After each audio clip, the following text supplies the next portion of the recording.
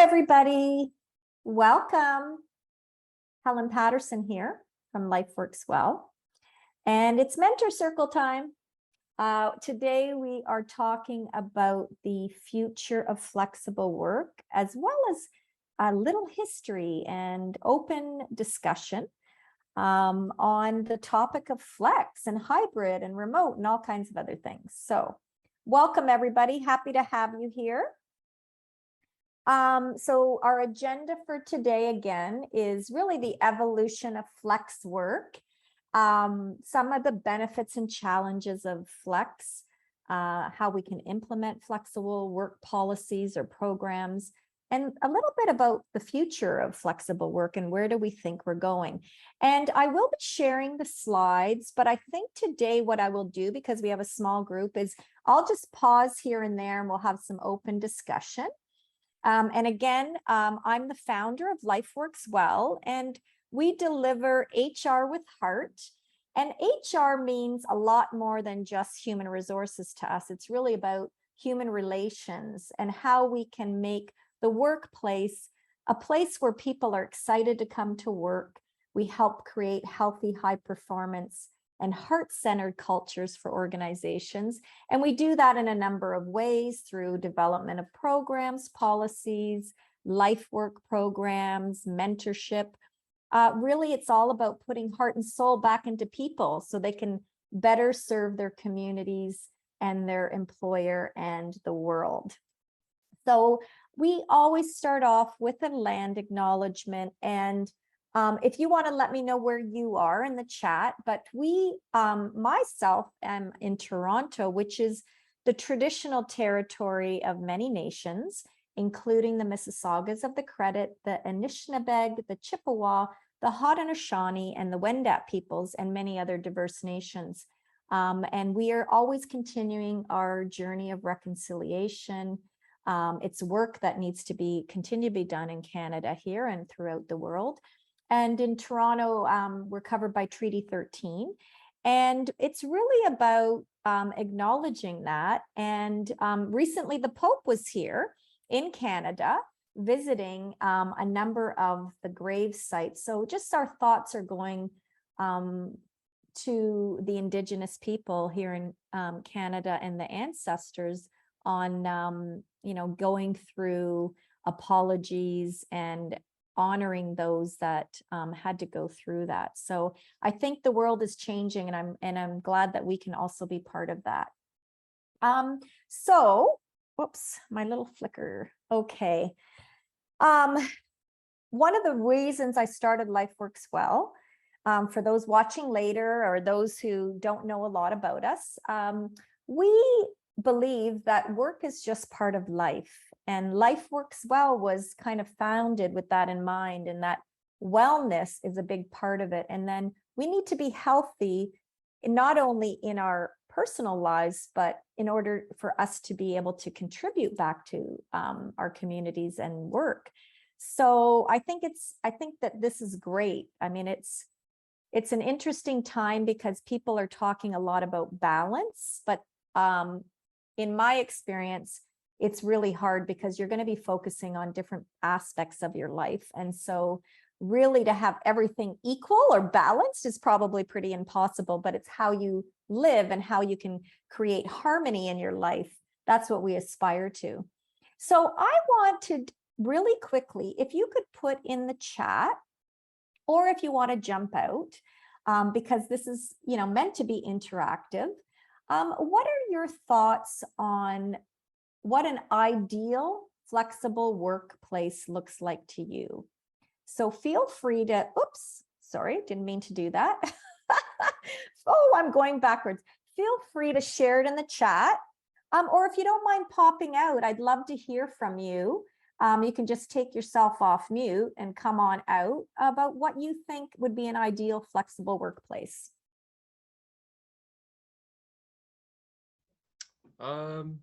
Yeah, I don't know. I think to me, it's about, having a understanding with your employer that, there's life exists. It's not just I'm stuck here all the time, no exceptions, just like working with me and the things that come up in my life, and I work with them back, understanding that like I still need to, do my responsibilities, but just having that kind of communication and relationship with one another of like with respect to, and yeah, just respecting that we all have lives and we need to get the work done Yeah. and also meet our obligations outside of work as well. Yeah, that's great. Thank you for sharing that. Anybody else want to comment now, or feel free? We have a lot to cover today, so we can always have a little chat later as well.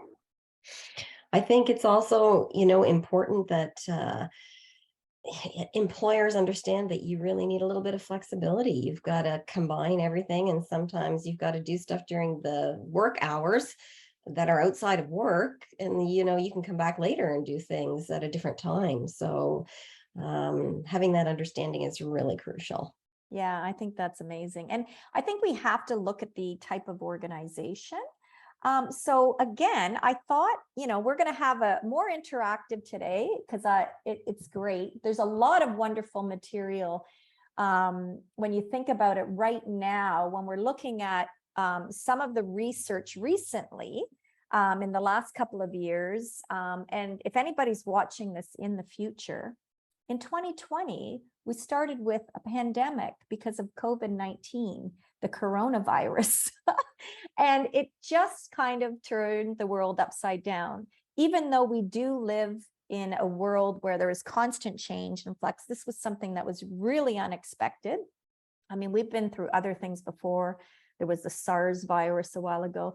But it changed a lot about human expectations and, whether remote work could be successful, and, how do we appreciate our lives and our work more. So I think it really pushed organizations to reconsider things. So it's great to have this more recent research, and we send out this presentation so you can dig into the study. But interesting enough that we're looking at about 87% now of workers that would like at least some remote work. And I mean, I think about my own experiences of having young children and now elder care, and being in a corporate environment with a lot of expectations. I would not have survived without some flexibility at my workplace to be able to take a little bit of time off if I want to go see a cross-country meet and make up the time later, or if I had appointments for kids, for myself, for my mom. So it's not just about that. I mean, a lot of it is commute. There are people commuting hours to get to work. So I think the door has opened a little bit more for that. And so this was interesting that we're at 87%, because some of the studies I looked at from years and years ago were probably a little bit lower. Digital workers, I mean, there's a lot we're going to talk about today. Productivity is better. You have less, interruptions. There's pros and cons of everything, and we'll get into that too. But I think these recent studies are going to help with the business case. So for HR professionals out there who want to, convince the leaders that, listen, let's keep doing this. There's a lot of good data out there. And I found, even in the last little while with supporting clients for interviews, interviewing for candidates, like it is, when you open up the door for would you have a question for us? Almost every time, one of the questions is there flexibility, and is there some remote work available? And what I found interesting about this Deloitte 2022 study, which was actually out of Australia, the top two things were like mental health wellness and pay. So that was kind of like the top thing that they wanted, but flexibility was right up there with those two things. And I believe that this was a well-being study. I believe that flexibility in design in an organization is really about helping to create that healthy workplace and keep your employees healthy. Because when you're juggling or struggling or all over the map, it is really stressful. And there's always this debate, is it the employer's responsibility or not to worry about your home life and your daycare and your, other obligations that you have, or wanting to get to the gym. But I think the expectations are changing. So we need to get to a modern workplace, right? So I found it interesting too, that 2 out of 3 people would actually have less money for flexibility. I mean, most people want more money and flexibility, but it was interesting that they would probably take a bit of a pay cut if they could have that flexibility in their workplace. So that's kind of interesting too. So I think this is something definitely we need to keep following. And some cases, there's still a little bit of underground. It's not clear on, whether there's actually a policy or program. And, you do have to think about equitable design. So people know that I always like to have these available so that you can support your business case. So I thought maybe you could just put in the chat, or if you want to bounce out again, what do you think? First of all, do you think the traditional 9 to 5 is a thing of the past?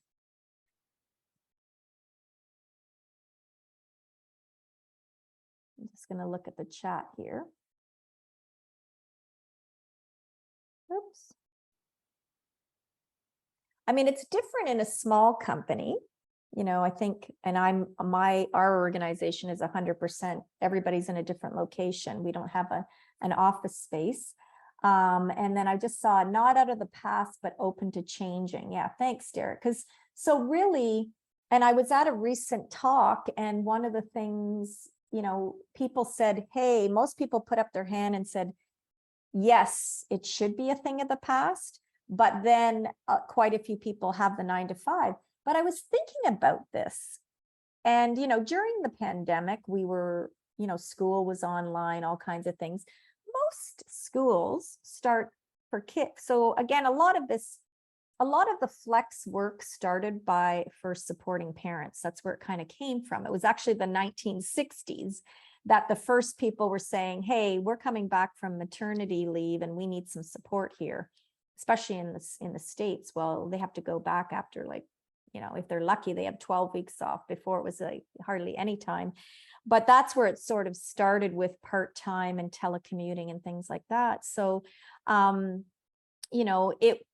school starts at 8:30 or 9. So it's like, how are you getting your kids to school and getting to work by 9? It just seemed a bit silly. Like, so those flex work schedules started as a result where people would come in at 10 and work till 6.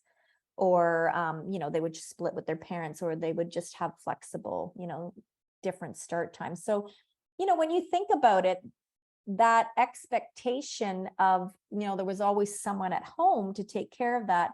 I mean, that is completely changing, right? So society and workplaces have to kind of catch up. We think about industrial revolution, everything keeps changing. We're in the knowledge worker era, right?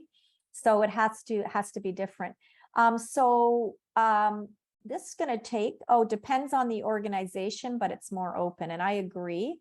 Now, I had an interesting discussion with someone the other day, because as you know, like Tesla, a couple of others like Yahoo and a few other large ones have been in the news where they were like, now they want everybody back in. So we'll talk a little bit about the pros and cons later. But, really this alternate work schedule, but alternate to what is the question that I would ask. Is it alternate to the 9 to 5? Is it alternate to the Monday to Friday? So those are the things that you have to think about. So again, here's just sort of the history. And I think that that's interesting that I think it's expectations of employees and getting that employee voice in that often drives the change. And we have to think about that, to Joanne's point in the chat, that there is a difference in what you can do as an organization. And, we've done a lot of work with manufacturing, and there's this thought that no, it can only be the set hours, even for those working on, whatever they were working on in the back shop or the plant or whatever, that there's an assembly line. But is there any innovation or ways to think differently? So the flexi work, I think it's been a long time. I did a lot of work in the early 2000s on work-life programs. And again, it's interesting to see, it used to be called telecommuting, right? So maybe things were done on the phone or, we didn't have the internet and things like that. So really, work from home or remote work was historically telecommuting. And so even way back when, you'd see that, and technology, where many tech companies, a lot of them have 100% remote. So will that shift or not? So again, a little bit more evolution. I think that's always interesting to see how things have changed. For those newer to the workplace, you coming in at a time where, we had to fight for a lot of this years ago and get people to accept that, there has to be this flexibility. So here we go. It's really on the rise, and obviously it's even more on the rise since last year. So talking about flexible options, these again were some of the traditional things, the time as we spoke about. So that's really about scheduling, and then job sharing. And I can tell you a little story about a colleague of mine who was at the TD Bank, and she was a branch manager.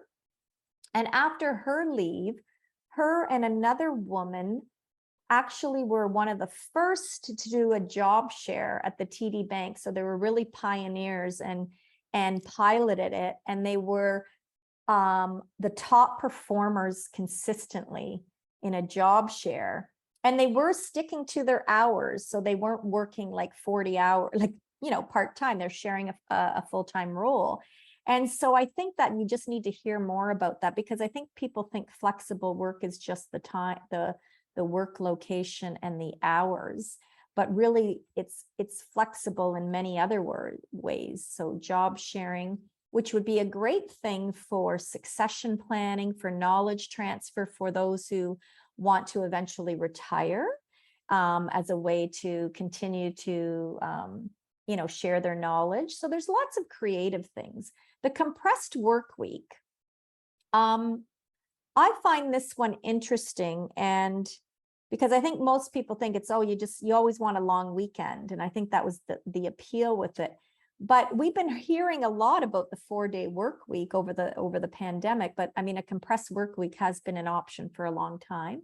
There are some legalities you have to think about. And so I'd say, again, flexible or alternative to what? Are you working 40 hours in 4 days, the 10 hours, or are you actually just able to do whatever hours you want in the 4 days? Is it you're cutting back to 32 hours of pay? And so there's a little bit more to think about. And when you think about a 4-day week, and what does that mean? And again, in some cases, you had to get approvals because there's employment standards laws, and you had to make sure that you weren't paying overtime and things like that. And then reduced hours again. And so a full-time hours these days is anywhere from 35 to 40 hours generally of paid time. And so, we are such on an hourly clock still. And I can say that I still am sometimes, but we may want to think about what should that look like going forward. Again, some other options that you might see is split shifts, different shifts. So those could be things that shift work. I know Joanne could speak to that, is that, often that was one way of having flexibility. So people would work an evening shift. Hospitals are a good example, manufacturing. And then when I think about flexible work options, I don't think about just the day and how it's structured or your week. I think about the longer things. So there's always going to be off and on ramps in an organization and throughout your career. And how are you supporting employees to have flexible careers? So how do you support them if they need these leaves of absence, if they're going on a longer maternity or parental leave, or if they have compassionate care, and how do you bring them back? And so those again are creating those flexible options on a longer term basis, and sabbaticals and things like that. And I would say how you can describe it, oops, before we go on to the, oh geez, I'm just having flu issues today. I'm just going to pause there for a second and wondered, like, to me, does anyone, have you ever heard of the difference between flex and flux? And you can either put it in the chat, or if you want to pop out, you know, what's coming up for you so far on flexibility and what that means, because this is like a lot broader than we think about now.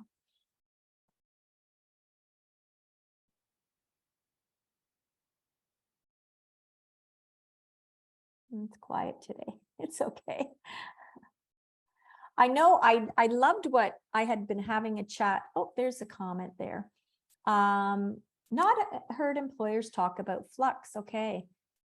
Well, I think this is really important. And one of the things that historically, again, when we think about looking at these types of work arrangements, because that's really how this came about, was flexible work arrangements. And, you know, you've been focusing on the location and the schedule. And I loved what I had a discussion with Joanne on our team about, you know, this whole notion of historically, it was about the work, the flexibility. And I love that you said this, the flexibility was about the work versus the people. And now we're looking at the people and what that means with flexibility. And so one of the things about flex and flux, in my view, it's really about planned and unplanned. So flexibility that's planned is some of this, where you actually can say, oh, you are going to work 10 to 6, or you can work from wherever you want. Like Spotify just introduced a new program, and it's basically work wherever you want throughout the year. It's kind of neat. And then the flux are the things that are unplanned. And so how do you create a flexible work environment when there is these interruptions or unexpected things, like you get a call from you know, the school saying your child is sick, or you get a call and you're dealing with elder care and you get a call from the home, or about the fact that, you know, someone had to be rushed to the hospital, or it can be a friend, colleague as well. It's just those interrupters. Those are the unplanned things. You have a broken, you know, water pipe at home or something. How do we support the flux in a workplace? So there is a lot of things that I've done in the past to help organizations kind of design that. And that's where maybe the row environment, results only work environment, comes into play, where people you don't even worry about it. As long as you do the job, we're not going to track you.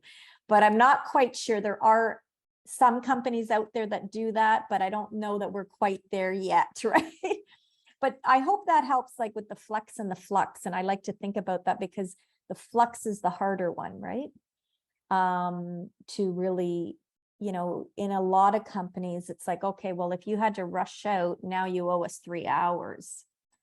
And that gets really like, it's like time clocking, right? And so, you know, does it, in most cases, if you feel like, okay, these things happen, I know that the work is going to get done regardless, and I'm not going to be like, you know, saying you have to track every minute. These things happen, and maybe that's where personal days come in, or other things so you can design. So I hope that helped. So here we go. This I love, because in my view, when you look at employer benefits and employee benefits of having flexible work environments, I think, you know, there are far more benefits than there are challenges. So these are pros and cons, whatever you want to call them.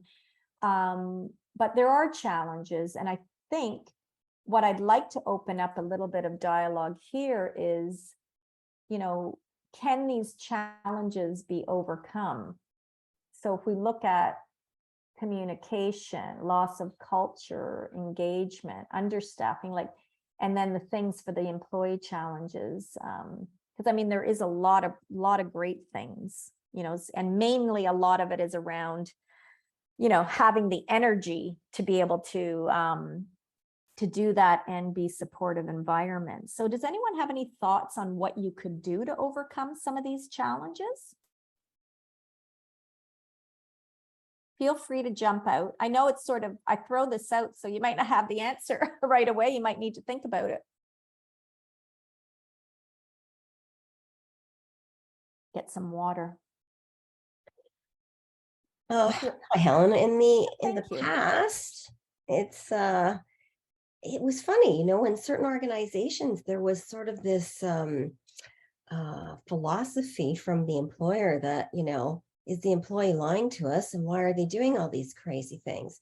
And so I think there was, I don't know, suspicion in environments as to why employees needed to take time off. And I don't think that the employee as a human being was really considered. And I think thanks to COVID, that has changed a bit, that employees really aren't out there to get anyone, and they're not out to not do the work, and they're not out to not want to be part of the community. They just have a life. Yeah. And Well, and so, that's it. I think, and that's why I said I loved what you said about it's shifted to a focus on people versus the work. I mean, the work has to be done. And I think it's sort of what Derek said at the beginning, is that a lot of it's to do with trust in a way, like where I'm respected and I'm an adult here. I'm a working adult now, so I should be able to figure out how to manage it. And, I can say the organizations that supported me with flexibility, I definitely gave back my all to, right? So when I think about, just the impact on me personally, and probably to the productivity and what I did, because I was, I wanted to give back because they supported me. So I can give another example, and it's again, planned versus unplanned. And when I was at CIBC and I managed the policy and program team, and the WorkLife program was one of the ones we managed. And again, back then you had to put a proposal in and prove your business case as to why you could have one of these situations, whether it was telecommuting, because it was still called that, but work from home, and then, or, flexible schedule. Because what happened was sometimes, so the impact on diversity and inclusion, what I mean by that is, you can't just give it to some people, because then it's the equity piece that a lot of people forget about. Because what happens is you might have one supportive manager, and then the same situation you wouldn't, right? So there has to be some guideposts. And so I had a lot of fertility issues. And I share this a little bit more openly now, because I think understanding people's situations helps, right? With how you design things and how you support. And so I was going through this for 7 years. Oh my gosh, that was not a fun time in my life. But I was able to, have the flexibility to go to my appointments, in fertility specialist appointments. And I would make up the time, of course, and it was also maybe not always, and I mentioned that. So going through that was a very, very difficult time. We were actually also we had a lot of disappointments. And so if I didn't have that support, I probably would have had to quit my job, which is not great. And I mean, I was one of the, I was a good top performer. I did a lot of work. I had leaders sometimes say, hey, you do the work of 5 people. I don't know, sometimes I'm a machine, but not always, but in a good way, because I loved it, But I would have to say, because of that experience, me as a brand ambassador, I, still bank with CIBC, and I've had other stories I could tell too, but providing that support, just helped me get through a tough time. And we made it, and we did well. We did a lot of great stuff in that team. But when I'm thinking about hybrid now and having all this, companies that had to kind of all of a sudden go remote during the pandemic that weren't prepared, they had to kind of find their way. And I think about the challenges there, like communication, engagement. And so for even our small team, how it's not as easy to be like engaging people on a video, right? That in-person dynamic. So people had to like learn how to kind of, get some engagement, and not always just like a cocktail on a cocktail hour or something. But that's where I meant about earlier, is like how you just have to shift your supports. And that's where HR comes in a lot, right? So or the talent team, how do you now deal with communication, scheduling, and you can support them. You just have to figure that out, right? So if you have, for example, 5 different, one team has all kinds of different schedules, how do you find that common time that, hey, this is when we have to meet? Or do you have technology support where you can, WhatsApp, or you have an internal chat? There's lots of technology and things like that. So I think it's just trying to figure that out. And also, I'd ask everybody here, what do you think, though? Do you think it's the employer's obligation to help the employee with these work-life challenges? And I mean, the chat, feel free to be, open or pop up, because this is, I think, one of the biggest challenges as well. And to Joanne's point earlier, it was like, hey, that's your problem. Like your daycare, or your, having to take your parents to appointments, like that's your problem. You got to do it outside of work hours. Well, frankly, there's no opportunity to do it because they're only open for appointments during our office hours, right? So, what's your thought? Do you think it's moving where the employer has a little bit more of an obligation? Or is it just really about attraction and retention? Yeah, anybody have any thoughts on that?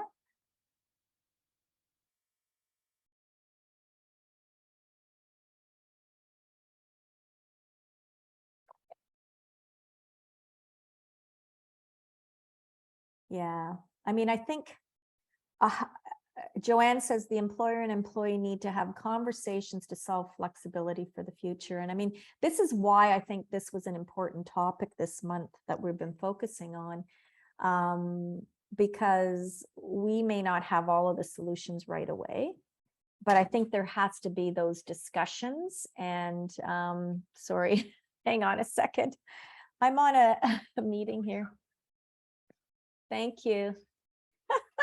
My son and my hubby are on the way out the door. So there you go. You never know what's happening. So I think, how do you have that conversation? I was speaking to an executive in HR, actually just yesterday. And it's interesting because there was the comment again about employers employees are coming in with too much of an expectation that they can do whatever they want. And so they're hired. The role is actually posted as a hybrid. So, you can work one day from home. So it's an office location, but all of a sudden people are, by the time they finish their probation, they're like, oh no, now I need to be home.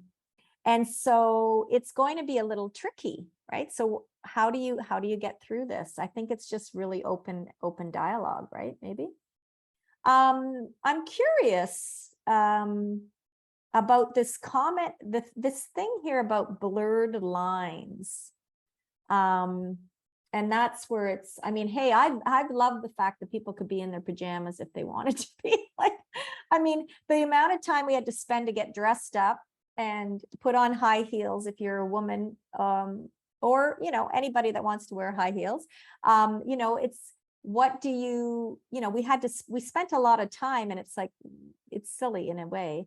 Why not show up? And this kind of links again to belonging, right? Like, show up who you are as long as you're doing a great job. And so does anyone have any thoughts about what blurred lines looks like? Yeah, I mean, I think to me, this seems to be more about when you're working from home. And that seems to be the focus, right?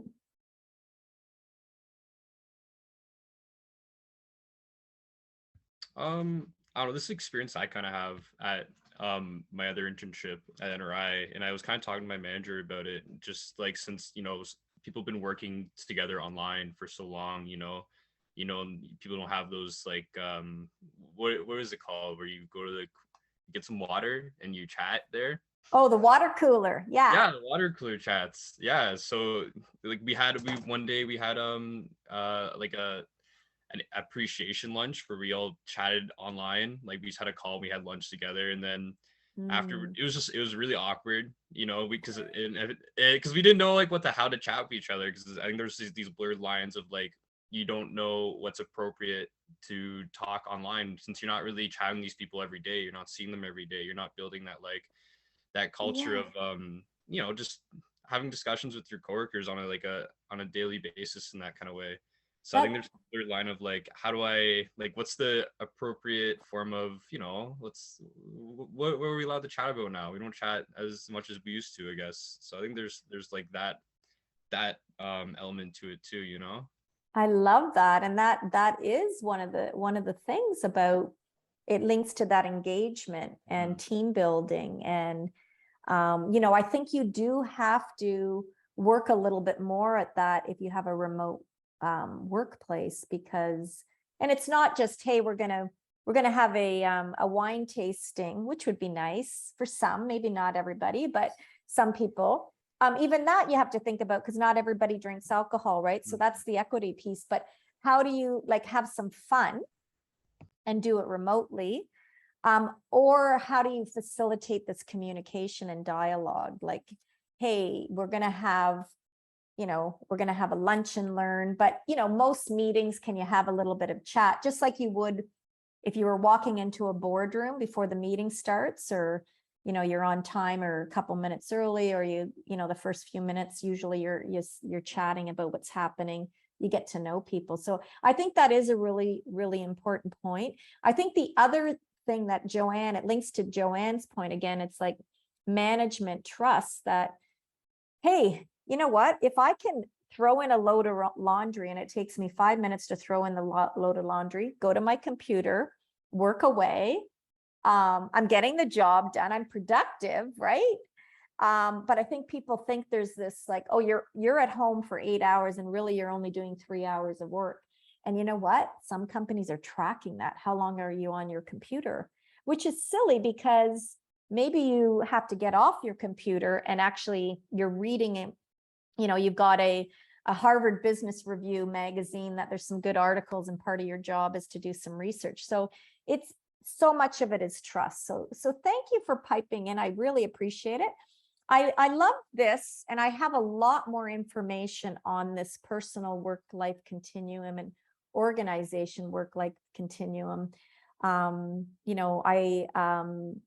This is about an hour usually, and we send out resources, and I could probably break this down a little bit, but I feel like when we're talking about this whole world of flexibility, what we're really looking at is, again, how does an organization design for this and this work-life continuum? And what I meant by that was your whole employee experiences, not just a daily thing, and your off ramps and how your career grows and all of that. And then the personal work-life continuum. So for a lot of people, flexibility was important because they were struggling. They were struggling with their work, their life obligations, and it was flowing over into the workplace, or they were actually struggling with the work expectations because maybe they weren't realistic. You only have 8 hours in a day, but yet we want to shove about 50 hours of work in it or something, right? And so you move from struggle to juggle, and then you ideally have some balance and there's been a lot of talk about work-life integration, which is what we're in now. And there's a lot of talk about that, is like, how do we succeed at both? And then harmony, which I talk a lot about work-life harmony, because the idea is, you know, life should be enjoyable, and so should work. I should love the work I do. I should love coming into work. Yes, there are pieces that maybe aren't my number one thing, like organization of files. I can say that because we were just talking about that at work.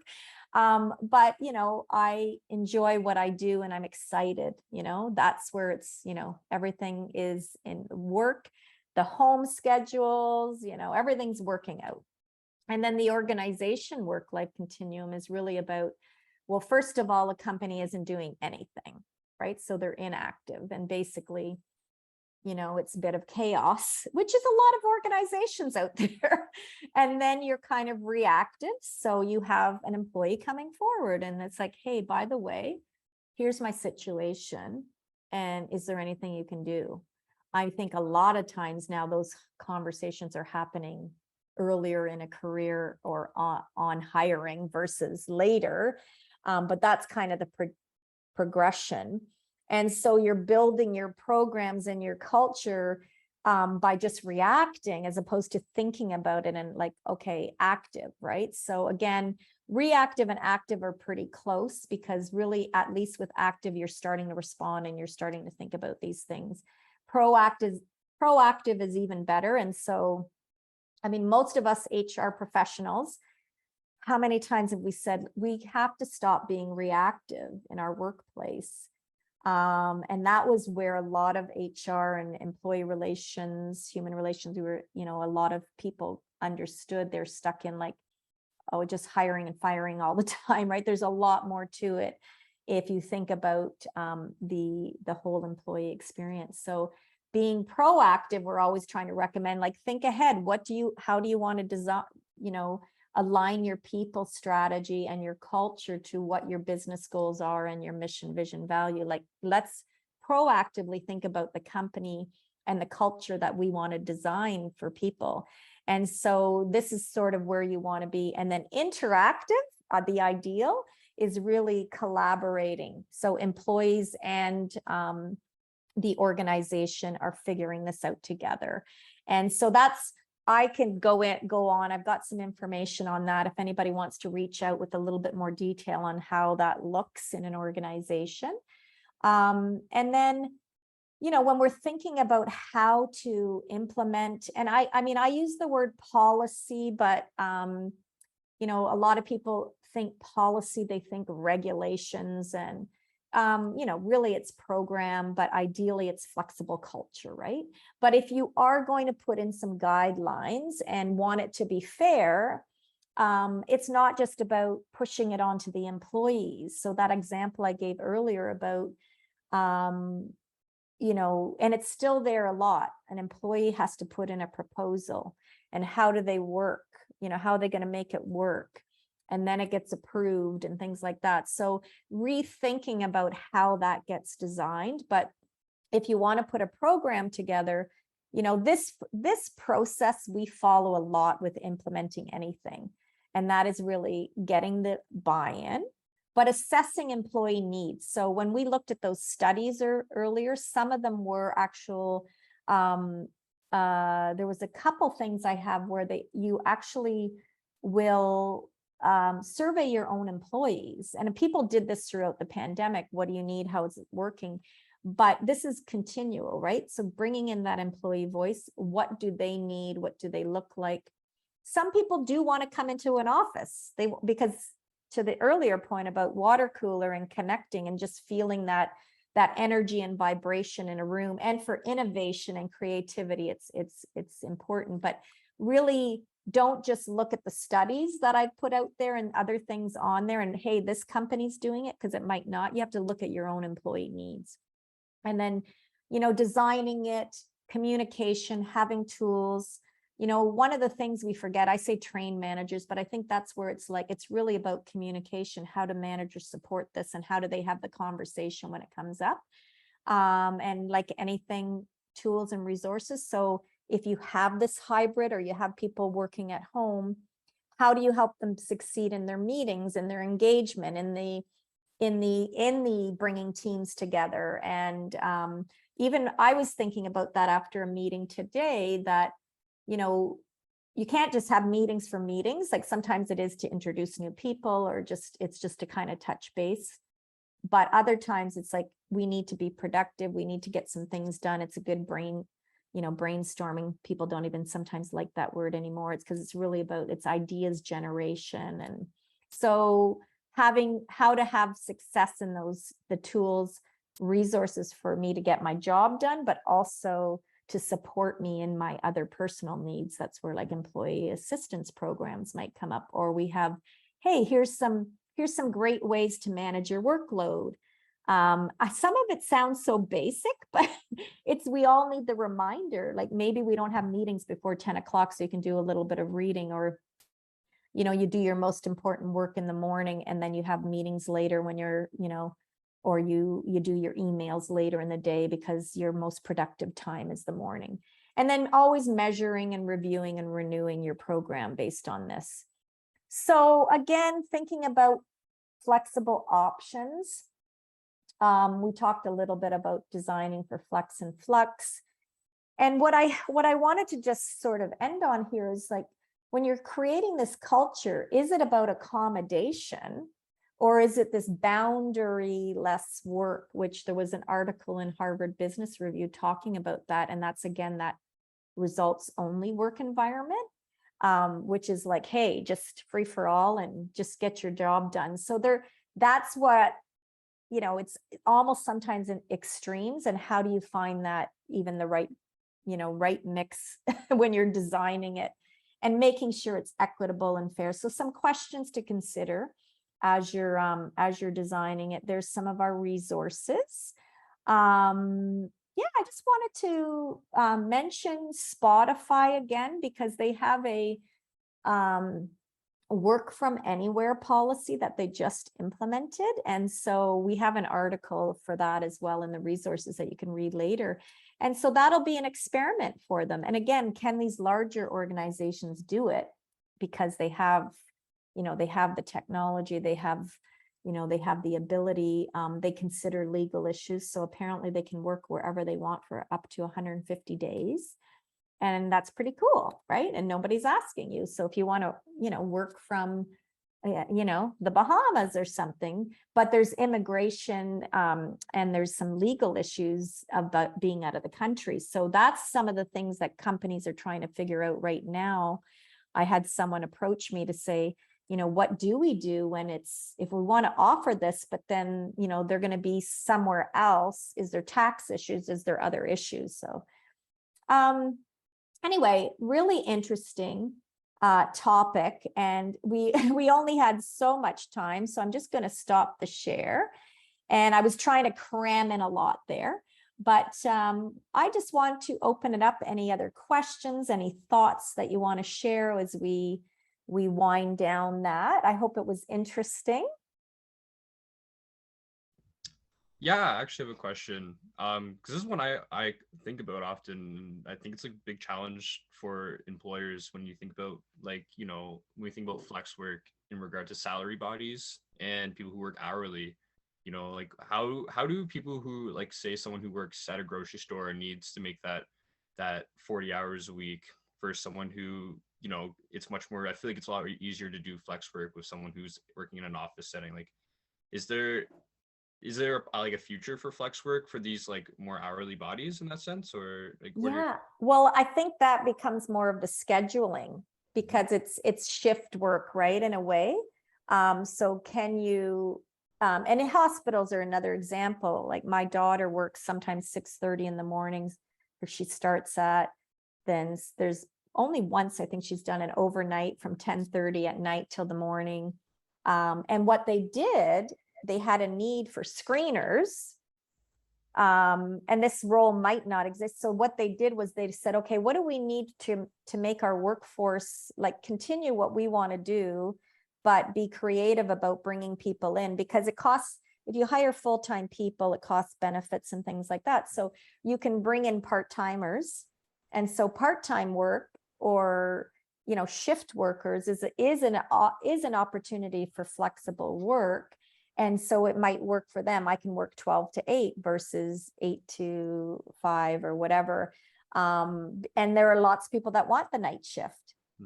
We just brought in someone on our team that works at night, is a single mom. And so basically we'll, have a little bit of flexibility to do a little bit of other HR work, but this is where the world's going. I think those brick and mortar, they call them, right? So stores and manufacturing, like where you're in a physical location versus a knowledge worker. I think there is more challenges for those brick and mortars, but I think what happens is people just, it's the same old, right? We're been around for a while, so it's like, this is how it's always done. We've heard that many, many times, but that's where now I think companies are being more innovative and having to look at redesigning their workplace. But yeah, I mean, think about it. After the pandemic, a lot of people didn't want to work in the restaurants anymore and things like that. Well, you would know maybe, but how was it? I'm curious, how did it get impacted? Were people quitting? Yeah, hard to get servers. it was so tough. It was Yeah. we had like all of our best employees just say, like, I think everybody was just like, I'm gonna move on to something better. And then we just had a lot of people who came in, and it was really tough to train these people and get them up to par. And like, it was a big talent issue, honestly. As crazy, as weird and crazy that sounds, it was tough to find people that could handle the work. Well, and hopefully when the pandemic sort of calms down a bit, maybe if we get some sort of, listen, the thing is, people called it normal. I've never said anything's normal. I don't even like that word. It's like, it's a new reality, because there's just going to be something else. There's a war recent, like there's always going to be something. This was extreme, I think, but it opened the eyes to, maybe we haven't been doing things the way we should be. Maybe we do need to take a pause and say, can we do things differently? And, what will that cost? I was listening to a podcast. I listened to Adam Grant, his work podcast. I forget what it's called, but he's great. He always has great guests on, and he had like the CEO, I think, of Best Buy. Again, I mean, the larger organizations, they have the infrastructure and everything, but they were starting to look at creativity. And so they make billions, but they were talking about someone came and was presenting like some change and how we could cut costs, and presented the spreadsheets and the statistics, and everybody's like, no, because you have to like get to the emotion.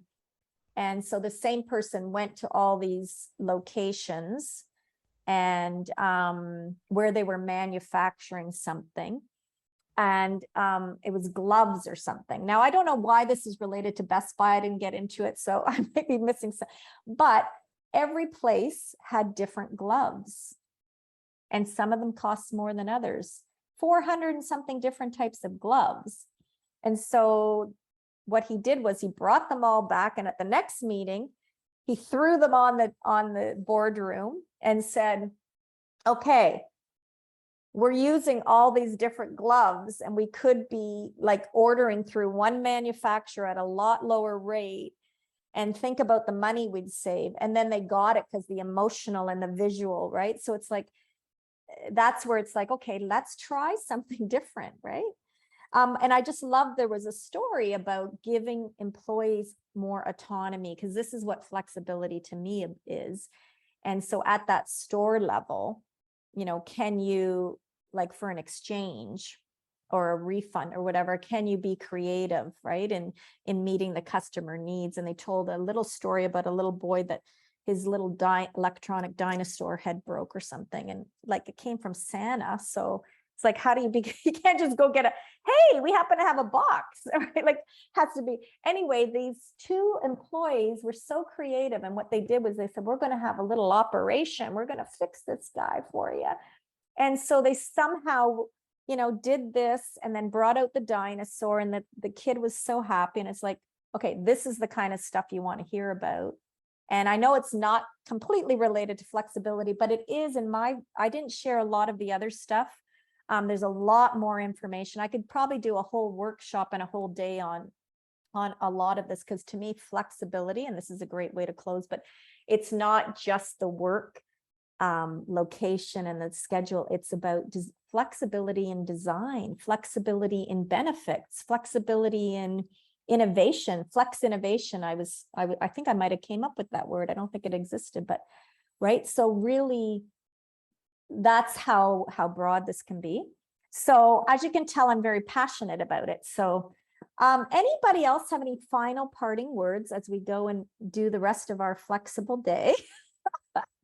I've already had a long one. I told you. You know, I had to have a physio appointment this morning, and then, you know, do some driving and personal things. And now I get to work a little bit more and design my day. Anything else, or should we wrap up there? I'm just looking forward to, I don't know, the new way of working. Like, I just continue to hear employers are saying we need people, we need people. That's fine, but maybe it's how do we need people, and a little more innovation on that. I think it's going to be exciting to see. Yeah. Really exciting. Yeah. And ideally, we can help with that. So Mhm. if you are out there watching this and you get to the end, reach out and chat with us at Life Works Well. And Helen at lifeworkswell.ca. You can follow us on all our social media. Lifeworkswell.ca is our website. Reach out to us on LinkedIn. Helen Patterson, Joanne Kane and Derek Belisle here in Mohini.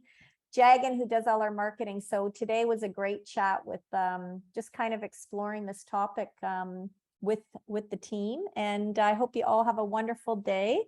And thanks for being here.